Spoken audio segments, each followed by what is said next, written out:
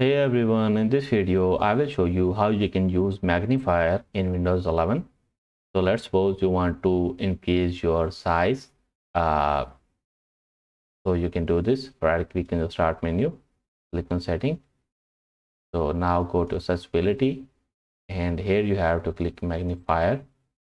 Then here you have to simply turn it on. Also you can choose the zoom level. So now let's turn it on and you will see magnifier has been active. So if you can't see, it's screen recording, but I think you can see. Now you can change the percentage of your zoom level.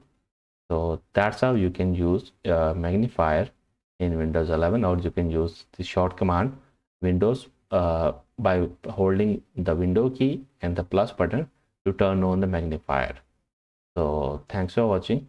See you in the next video.